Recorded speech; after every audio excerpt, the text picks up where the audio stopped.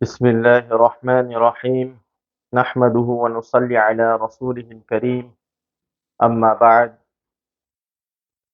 क़ाल अल्लाहु तबारक व तआला फ़ी कलामिहिल मजीद अऊज़ु बिल्लाहि मिनश शैतानिर रजीम बिस्मिल्लाहिर्रहमानिर्रहीम वलिल्लाहि अलन नासि हिज्जुल बैति मन इस्तताअ इलैहि सबीला सदक़ल्लाहुल अज़ीम। मोहतरम दोस्तों, भाइयों, बुजुर्गों, मेरी माँ बहनों, गुज़िश्ता जो पार्ट हमने बनाया था उसका और इस पार्ट का उन्वान एक ही है।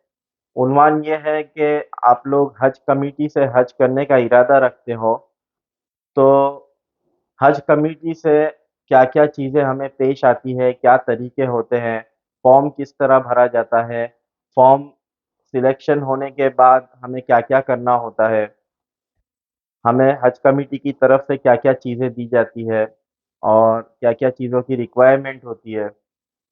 एयरपोर्ट पर किस तरह जाना है, एयरपोर्ट पर क्या बंदोबस्त होता है, सऊदी पहुंचकर कहाँ लैंडिंग होती है, क्या खर्चा होता है, अज़ीज़िया जिद्दा से कितना दूर है और अज़ीज़िया में कैसे रूम दिए जाते हैं, अज़ीज़िया में खाने-पीने का क्या बंदोबस्त होता है, इसी तरह हज के अय्याम में क्या चीज़ें हज कमेटी की तरफ से दी जाती है और हज किस तरह किया जाता है।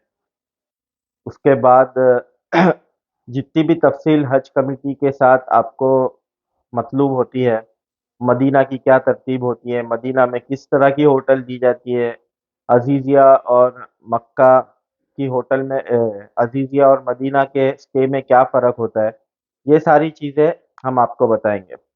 पहले वाले पार्ट में ऑनलाइन फ़ॉर्म किस तरह भरें, उस पे हमारी बात हुई थी और ऑनलाइन फॉर्म भरते वक़्त कुर्बानी ऑप्टेट करना है या नहीं, उस पर हमारी बात हुई थी और फॉर्म में किन-किन लोगों को साथ में ले लें, ये बात हुई थी और डॉक्यूमेंट्स अगर इनकम्प्लीट हो तो कोई मसला नहीं है, आप बाद में सिलेक्शन के बाद उसको फुलफ़िल कर सकते हैं, ये बात हुई थी। आज हम शुरू करेंगे इससे कि जैसे कि हज 2023 उसका फॉर्म सुनने में अभी तक ये आया है कि नवंबर से शुरू होगा। तो वो फॉर्म आप भर दोगे और उसका सिलेक्शन कब होगा, कभी हो सकता है कि 2 महीने बाद हो जाए, हो सकता है हज के 2 महीने पहले हो।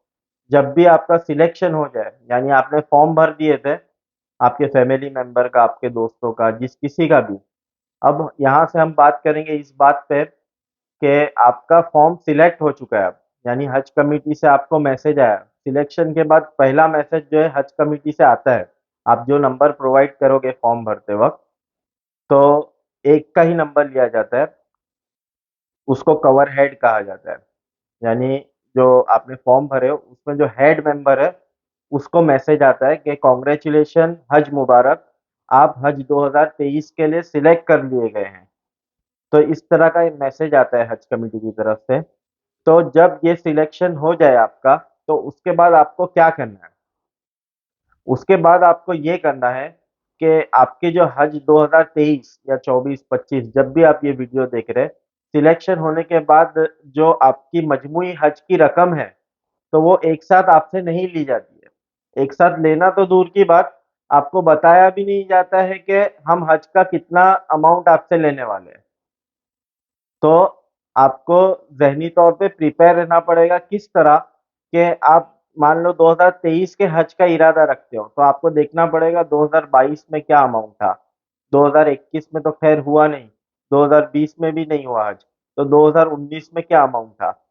लेकिन अभी हम ये कोरोना के दौर से गुज़रे हैं, तो आपके पास ज़्यादा गुज़रे हुए साल का हिसाब नहीं है, आपको 2022 तक का ही देखना पड़ेगा। लेकिन आप 25 या 26 में जा रहे हैं, 2025 या 26 में, तो आप 2024 का देख सकते हो, 23 का देख सकते हो। अब हम बात करेंगे 2022। 2022 में हज का जो अमाउंट एक हाजी से लिया गया था विदाउट कुर्बानी, यानी आपने अगर कुर्बानी ऑप्टेड नहीं की हो, तो विदाउट कुर्बानी एक हाजी से लिया गया था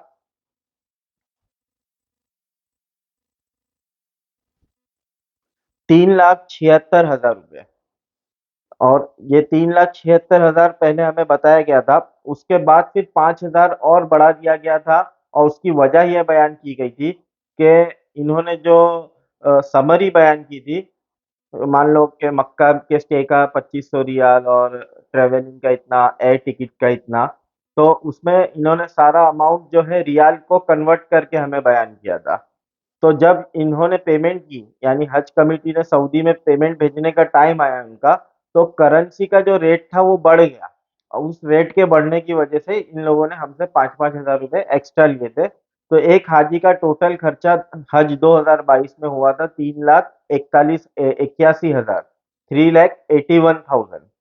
अब हज 2023 में हो सकता है कि इसी के आसपास रहे, यानी 3,85,000, 3,80,000, या हो सकता है इससे कम भी हो जाए, क्योंकि 2022 में रिस्ट्रिक्शन ज्यादा थे, उस वजह से कीमत भी ज्यादा थी। अब हो सकता है हज 2023 में ये रिस्ट्रिक्शन कम हो गए और हज के भाव जो है वो कम हो जाए। बहुत कीजिए।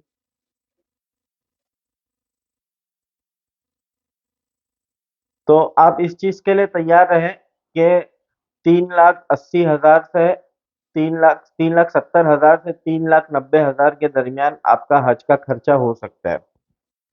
उसके अलावा एक और बात मैं इसमें आपको ऐड कर दूं कि ये जो 2022 का मैंने आपको खर्च बताया कि 3,81,000, ये मुंबई एम्बार्केशन का प्राइस था। यानी हज कमेटी पूरे इंडिया में से हाजियों को हज पे लेके जाते हैं, तो उनके 10 से 12 एम्बार्केशन पॉइंट है कि 10 से 12 एयरपोर्ट से हज कमेटी की फ्लाइट उड़ती है हज के लिए। मसलन मुंबई एक एम्बार्केशन पॉइंट हो गया जिसमें पूरा महाराष्ट्र आ जाता है मुंबई के साथ साथ। इसी तरह अहमदाबाद एक एम्बार्केशन पॉइंट हो गया जिसमें पूरा गुजरात अहमदाबाद से कनेक्ट हो जाता है। दिल्ली हो गया, और हैदराबाद हो गया। इसी तरह झारखंड के साइड पे भी कोई एक है, आसाम का एक हो गया, कश्मीर श्रीनगर का एक एम्बार्केशन पॉइंट हो गया। तो ये जितने भी एम्बार्केशन पॉइंट है इंडिया से, हर एक के अलग अलग रेट थे। हज 2022 की मैं बात कर रहा हूँ, और हर एक के रेट में फर्क था। और जो सबसे सस्ता था हज 2022, वो मुंबई एम्बार्केशन से था। यानी 3,81,000, ये हज 2022 का हज कमेटी से सबसे सस्ता फेयर था। और सबसे महंगा जो फेयर था वो श्रीनगर और आसाम, आसाम का जो एम्बार्केशन पॉइंट है, वहां का 4,20,000, 4,30,000 के आसपास हज कमेटी से जो है खर्चा था हज 2022 का। तो अगर आप मुंबई एम्बार्केशन से नहीं हो तो आपका खर्चा इससे ज्यादा रहेगा। अब एक सवाल दिल में ये आता है कि भाई जब दूसरे एम्बार्केशन से इतना ज्यादा है तो क्यों ना हम सस्ते वाले एम्बार्केशन से जाए। तो ये चीज भी आप कर सकते हैं, लेकिन आपको शुरू से ही जब आप फॉर्म भरोगे तब आपको आपका एम्बार्केशन पॉइंट मुंबई डालना होगा। आप रेसिडेंस कहीं के भी हो, लेकिन आप मुंबई का एम्बार्केशन पॉइंट डालते हो तो फिर आप मुंबई से सिलेक्ट होंगे और आपकी सारी कार्रवाई मुंबई से होगी। लेकिन इसमें आपको फेयर तो कम हो जाएगा, लेकिन आपको तकलीफ भी होगी। तकलीफ एक ये होगी कि आपको फ्लाई करने के लिए मुंबई आना पड़ेगा, और फ्लाई करने से कुछ दिनों पहले, एक तो 2 दिन पहले ना जमा किया जाता है हज कमेटी में। मसलन मान लीजिए 10 जुलाई को आपकी फ्लाइट है, तो 8 जुलाई को आपको हज कमेटी में बुलाया जाएगा, हज कमेटी के ऑफिस में। तो आपको 2 से 3 दिन पहले आना होगा। उसके अलावा वैक्सीन दी जाती है, तो वैक्सीन हफ्ते या 10 दिन पहले लगाई जाती है, तो आपको 10 दिन पहले भी वापस वो वैक्सीन लगाने के लिए मुंबई एम्बार्केशन पॉइंट आना पड़ेगा। तो ये तकलीफ अगर आप झेल सकते हो, आपके लिए आसान है, आपके रिश्तेदार है मुंबई में, तो आप मुंबई एम्बार्केशन से आपका फॉर्म भरिए, आपके खर्च में काफी ज्यादा फर्क आ जाएगा। क्योंकि हमने ये चीज मार्क की करी कि मुंबई से 3,80,000 रुपए ले रहे हैं और श्रीनगर से 4,30,000 रुपए खर्च ले रहे हैं। यानी फर्क कितना हो गया? 50,000 रुपए का फर्क हो गया। अगर श्रीनगर वाला ट्रेन में अगर मुंबई आ जाता है तो उसको 2 से 2,500 रुपया खर्चा लगता है। अगर फ्लाइट से भी आता है तो उसको 5 से 6,000 रुपया खर्चा आता है। तो अपने एम्बार्केशन पॉइंट यानी कश्मीर और आसाम से फ्लाई करने के बजाय मुंबई से सिलेक्ट कर ले, 10,000 का मैक्सिमम रहने से रहन सहन का खर्चा पकड़ ले, तो भी आपके 40,000 पर पैसेंजर बच जाते हैं। लेकिन इसके लिए आपको बहुत मतलब माइंड गेम खेलना आना चाहिए, जितने भी चीजें आपको फेस करनी होगी। वो आपको खेलने आना चाहिए, तो आपका ये काम होगा। अगर आप सीधे-साधे हो, आपको ज़्यादा ये ऑनलाइन चीज़ों की मालूमात नहीं है, तो आप उल्टा परेशान हो जाओगे। इसलिए मेरी तरफ से रिकमेंड नहीं है कि हर एक मुंबई से ही फॉर्म भरे। अगर आप ये सब चीज़ों को बर्दाश्त कर सकते हो, झेल सकते हो, तो आप ये चीज़ कीजिए। तो हम लोग ये रिकमेंड नहीं करेंगे आपको कि आप मुंबई एम्बार्केशन से ही फॉर्म भरें। आपकी इतनी समझ-बूझ है, आप इतने फुर्तीले हैं कि आप ये सब चीज़ें कर लेंगे, तो आप कीजिए। एक और चीज़ है, एक और बात अमाउंट के ताल्लुक से आपको ये ध्यान में रखना है कि आप जितना भी अमाउंट भरने वाले हो हज के लिए, तो जब आपकी रवानगी होगी जिस किसी भी एयरपोर्ट से, तो एयरपोर्ट पर जहाँ बोर्डिंग पास दिया जाता है, टिकट दी जाती है फ्लाइट में बैठने के लिए, उसके बाद आपको 2100 रियाल वापस दिए जाएँगे, हज कमेटी की तरफ से। ये 2100 रियाल आपको एयरपोर्ट पर मिलेंगे, तो आपके टोटल हज अमाउंट में से ये 2100 रियाल आपको माइनस कर देना है। मसलन 3,80,000 हमसे लिया गया था हज 2022 के लिए, तो 2100 रियाल यानी तकरीबन 45,000 रुपए हज कमेटी से हमें वापस दिए गए थे। तो ये अमाउंट माइनस करने के बाद हमारा हज 2022 का अमाउंट तकरीबन 2,35,000 के आसपास 3,35,000 के आसपास गिनने में आया था। ये 2100 रियाल क्यों दिया जाता है, उसका उसकी असल वजह यानी तहकीकी वजह मुझे नहीं पता। जहाँ तक हम यानी कॉमन सेंस के तौर पर अगर देखा जाए, तो इसकी वजह ये होती है कि बाज़ मर्तबा हाजी हज का कैसे भी पैसा जमा करके हज के पैसे भर देता है, और वहाँ जाने के बाद वो मुफलिस से कल्लाश बन जाता है, और उसके पास ना कुर्बानी करने के पैसे रहते हैं, ना खाने-पीने के पैसे रहते हैं। इसलिए शायद ये अमाउंट पहले ही हमसे ले लिया जाता है, ताकि एक मर्तबा एयरपोर्ट पर आप घुस गए तो वो 2100 रियाल सिवाय आपके सफ़र हज के आप कहीं और खर्च नहीं कर सकते, आपको वहीं खर्च करना है। इसलिए एयरपोर्ट पर दाखिल होने के बाद ये 2100 रियाल आपको दिए जाते हैं। एक और बात आपको ज़हन में ये रखना है कि हज 2022 में 65 साल के ऊपर से लोगों को नहीं लिया गया था, सिलेक्ट नहीं किया गया था, और इन्फेंट और बच्चों को भी नहीं लिया गया था। इसलिए आप तहकीक कर लें कि 2023, 24, 25 के हज में इन लोगों को अलाउ किया जाएगा या नहीं। उस हिसाब से आप आपके हज का फॉर्म भरें। एक और बात आप ज़हन में ये रखें कि जब आपका हज का सिलेक्शन हो जाएगा, तो आपको मुमकिन है कि हज कमेटी से बैग दी जाएगी। क्योंकि हज का 2022 में हमें बैग दी गई थी, और बहुत अच्छी बैग दी गई थी। वीआईपी की बैग दी गई थी 2, एक की साइज़ डायमेंशन बड़ा था और एक का नॉर्मल था, लेकिन बहुत ज़्यादा छोटा नहीं था। और हज कमेटी से सऊदी एयरलाइंस दी जाती है, तो सऊदी एयरलाइंस में जो बैगेज का अलाउंस रहता है, वो 23 प्लस 23 यानी 23 किलो प्लस 23 किलो की 2 बैग एक हाजी को अलाउ रहती है चेक इन में। यानी जो बोर्डिंग पास लेते वक्त हम बैग डालते हैं, उसमें 23 केजी प्लस 23 केजी एक हाजी को अलाउ रहता है, और हैंड बैग में 7 केजी अलाउ होता है। तो हज कमेटी की तरफ से आपको ये 2 बड़ी बैग दी जाएगी, जिसमें आप 23 केजी प्लस 23 केजी सामान रख सकते हैं।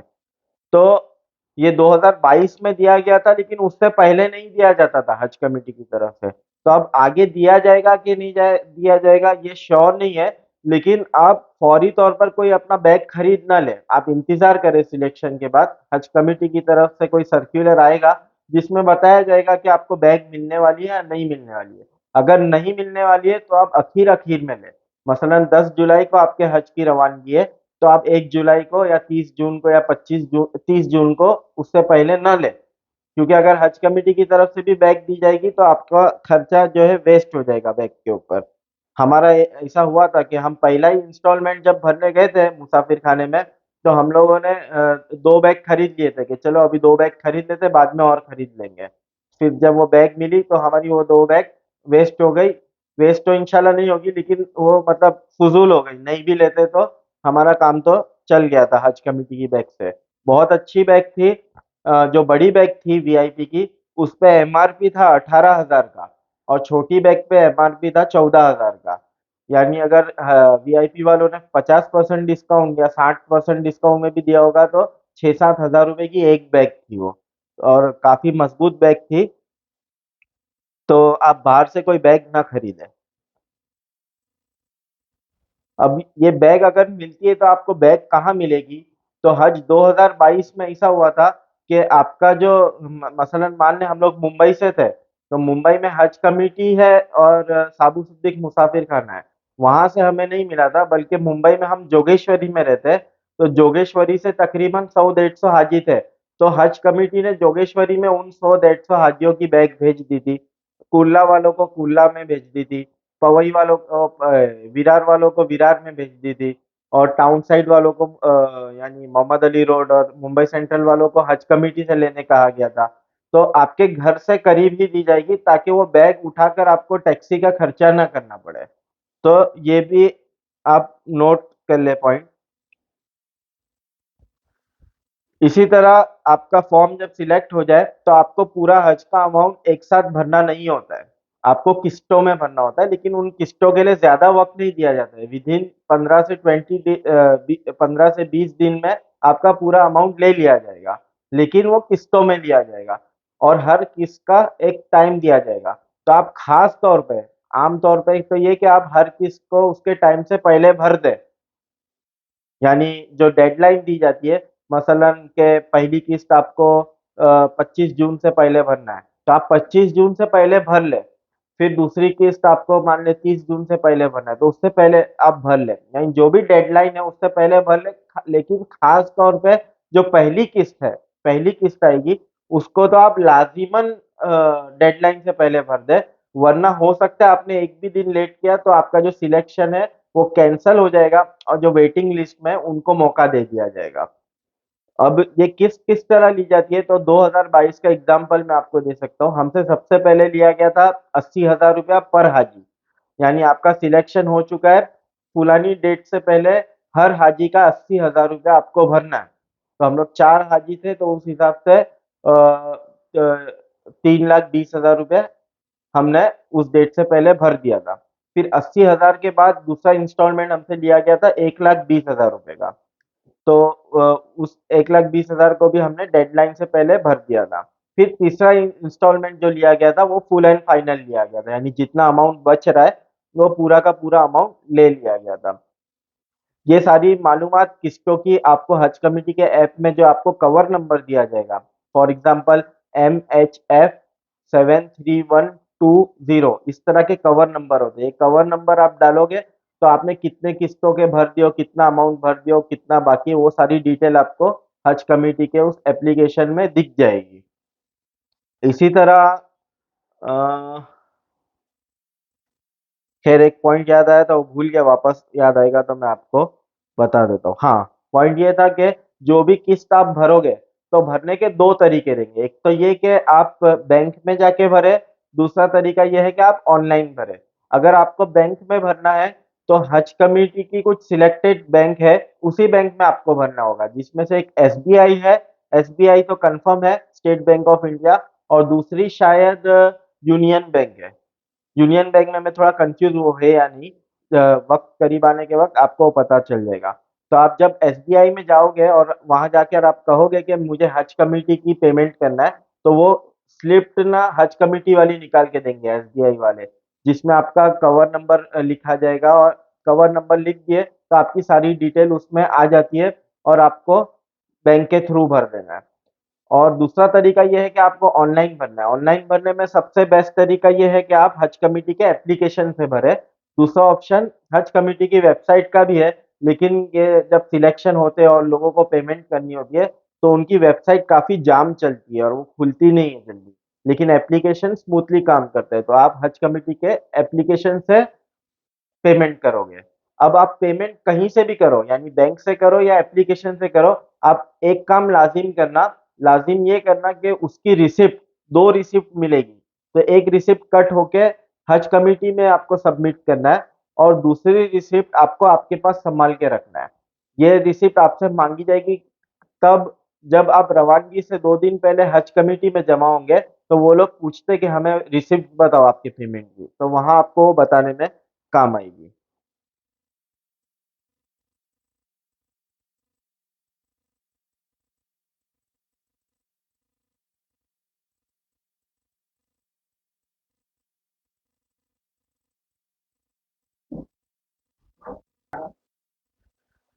अब एक और पॉइंट पे मुझे बात करनी थी जिसकी तरफ इशारा मैंने पिछली वीडियो में भी किया था कि अभी से इंडियन गवर्नमेंट की तरफ से भी और सऊदी गवर्नमेंट की तरफ से भी एक चीज ये निकली है कि अगर तन्हा औरत हज पे जानी चाहती है तो वो भी जा सकती है। यानी ऐसी औरत है जिसका कोई महरम ही नहीं है, ना हस्बैंड है, ना शौहर है, ना बाप है, ना भाई है, तो वो तन्हा औरत भी हज पर जा सकती है। तो ये अलाउ किया है इंडियन गवर्नमेंट ने भी और सऊदी गवर्नमेंट ने भी। लेकिन शरीयतन ये बिल्कुल जायज़ नहीं है। नेकी कम और गुनाह लाजिम, ये चीज़ें हो जाएगी। यानी हज तो ऐसी चीज़ है कि सरतापा इबादत ही इबादत है। लेकिन आप जो बुनियादी चीज़ है, अल्लाह ताला ने कुरान में फरमाया मन इस्तता इलैहि सबीला, कि हज उसके लिए फर्ज है जो उसके रास्ते की ताकत रखता हो, जिसमें से इस्तिताअत में से एक चीज़ ये भी है कि अगर औरत है तो उसके साथ महरम हो। बगैर महरम के ये जो बुनियाद चीज़ है हज की वही फौत हो जाती है। लेकिन लिबरेशन आम होने की वजह से हुकूमतों को ये चीज़ समझ में नहीं आती है और उन्होंने अलाउ कर दिया है। तो आप जा तो सकते हो, यानी कंट्री और सऊदी कंट्री गवर्नमेंट और इंडियन गवर्नमेंट के हिसाब से जा तो सकते हो, लेकिन ये गुनाह कबीरा में से, और गुनाह कबीरा करके हज करना ये कहाँ की हिकमत की बात हुई है, समझ में नहीं आता है। लेकिन इस पॉइंट को आप जायज़ तरीके से एक जगह इस्तेमाल कर सकते हो, इस पॉइंट का फ़ायदा उठा सकते हो। फ़ायदा ये उठा सकते हो कि मान लीजिए कि आपने जब फॉर्म भरा था, तो आपने आपके लिए और आपकी अहलिया के लिए फॉर्म, 2 लोगों के लिए फॉर्म भरा था और आपका सिलेक्शन होने आया है, सिलेक्शन अभी हुआ नहीं है। फिर जब आपके घर में वापस मशवरा हुआ या आपके पास कुछ सहूलत हो गई और आप लोग ने तय किया कि वालिदा भी साथ में हो जाए, तो भी हम हज पर जा सकते हैं। लेकिन फॉर्म तो आपने भर चुके हो, तो आप ये इसका फ़ायदा उठा सकते हो कि वालिदा का नाम ओनली लेडीज़ वाले कोटे में आप डाल दो, और जब सिलेक्शन हो जाएगा, तो हज कमिटी के सीईओ से बात करके वालिदा को आप आपके साथ मर्ज कर लेना, तो आपकी वालिदा भी आपके साथ हज में आ सकेगी। लेकिन तन्हा औरत सिर्फ सफर हज पर जाए, ये हम लोग रिकमेंड नहीं करेंगे और शरीयतन भी बिल्कुल जायज़ नहीं है। और हमने हमारे सफर हज में भी देखा कि कुछ औरतें इस तरह आई भी थी, तो वो बिल्कुल गलत है।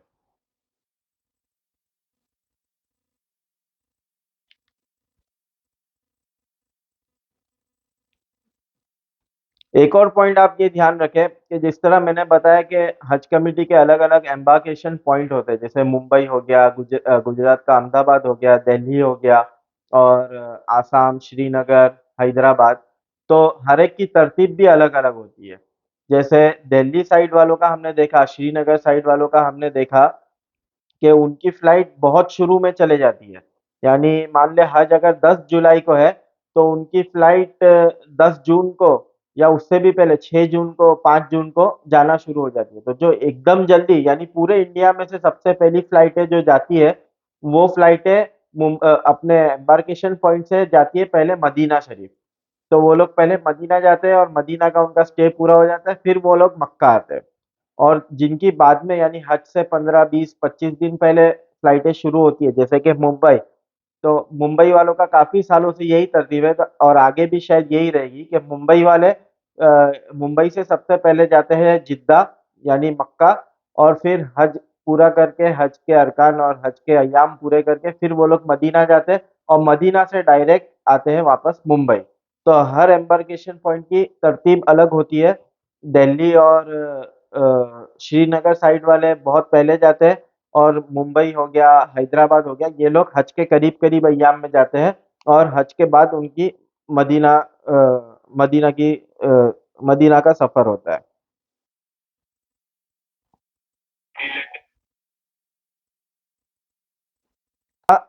कि आपकी जो फ्लाइट की डेट है ना, वो ऐसा नहीं है कि आपका सिलेक्शन हो गया तो आपको फ़ौरन बता दिया जाएगा कि फलाने दिन आपको हज पर जाना है।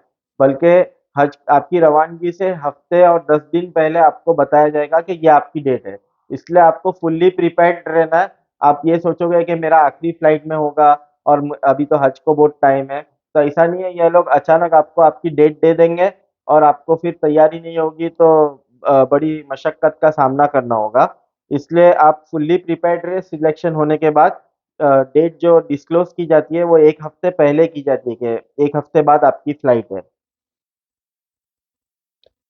अब नेक्स्ट वीडियो में इंशाल्लाह हम आगे की जो कार्रवाई है उस पे बात करेंगे, जिसमें अभी आपका सिलेक्शन हो गया। अब आपकी फ्लाइट कहाँ से रहेगी, कौन सी एयरलाइन रहेगी, एयरपोर्ट पे किस तरह जाना है, एयरपोर्ट पर आपको क्या क्या सहूलत दी जाएगी, वजन क्या होता है, एहराम किस तरह बांधना है और किस नियत से बांधना है, हज की कितनी किस्में हैं, तमत्तु और किरान और हज इफराद, और एयरलाइन की तरफ से क्या सहूलियत दी जाएगी, और सिम कार्ड दिया जाएगा या नहीं दिया जाएगा, दिया जाता है तो वो किस क्या हैसियत रखता है, और आपको क्या-क्या डॉक्यूमेंट्स जिद्दा में माँगे जाएँगे उसको तैयार रखा जाए। हज कमेटी की तरफ से क्या-क्या रिस्ट बेल्ट दिया जाता है और कड़ा दिया जाता है और आईडी कार्ड्स दिए जाते हैं, वो सारी तफ़सील पे बात की जाएगी। आपको जिद्दा से अज़ीज़िया किस तरह ले जाया जाएगा और कितना टाइम लगता है, और अज़ीज़िया में कैसी बिल्डिंग रहने वाली है और कितने लोगों को साथ में रखा जाता है, रूम कैसे रहते हैं और क्या-क्या सहूलियत रहती है, किचन रहता है, नहीं रहता है, वॉशिंग मशीन रहता है, नहीं रहता है, हर रूम में एक रहता है कि कॉमन रहता है, ये सारी चीज़ों पे इंशाल्लाह हम नेक्स्ट वीडियो में बात करेंगे। फिलहाल के लिए यहीं पे ख़त्म करते हैं। अस्सलाम वालेकुम वरहमतुल्लाहि